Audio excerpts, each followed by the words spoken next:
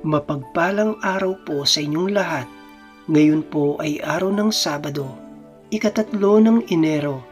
Pakinggan po natin ngayon ang mabuting balita ng Panginoon. Pagbasa mula sa unang sulat ni Apostol San Juan. Minamahal kong mga kapatid, kung alam ninyong si Kristo'y matuwid, dapat din ninyong malamang ang bawat gumagawa ng matuwid ay anak ng Diyos.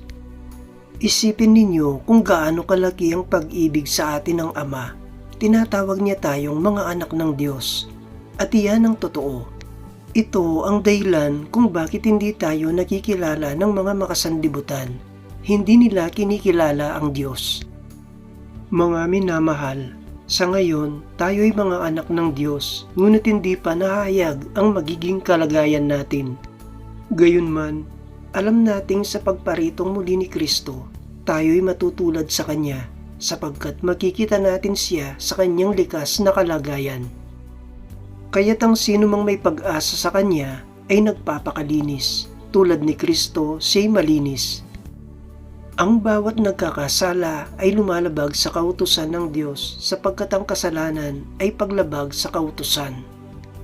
Nalalaman ninyong naparito si Kristo upang pawiin ang ating mga kasalanan at siya'y walang kasalanan.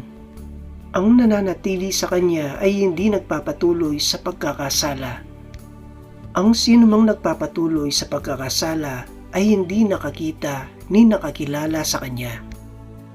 Ang salita ng Diyos. Salamat sa Diyos.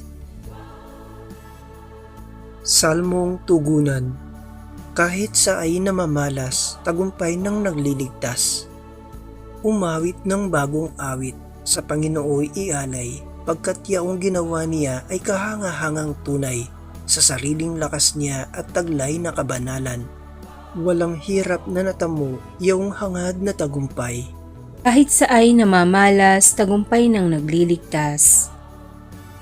Ang tagumpay ng ating Diyos kahit saan ay namalas, yaong lahat sa daigdig. Magsipagbunhing may galak, Panginooy papurihan sa kagalakan ng lahat. Kahit sa ay namamalas, tagumpay ng nagliligtas. Sa saliw ng mga lira, iparinig yaong tugtog, ang Panginooy purihin ng tugtuging maalindog. Tugtugin din ng trumpeta, nakasaliw ang tambuli, ipagbunhi nating lahat, Panginoong ating Hari. Kahit sa ay namamalas, tagumpay ng nagliligtas.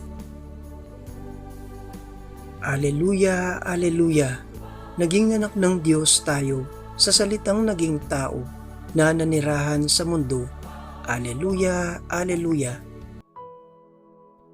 Ang mabuting balita ng Panginoon ayon kay San Juan.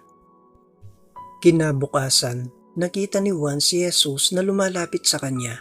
Sinabi niya, "Ito ang kordero ng Diyos.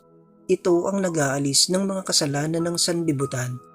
Siya ang tinutukoy ko nang sabihin kong dumarating na kasunod ko ang isang higit sa akin sapagkat siya na bago pa ako ipanganak.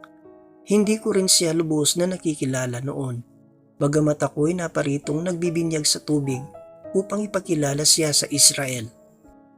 Ito ang patotoo ni Juan.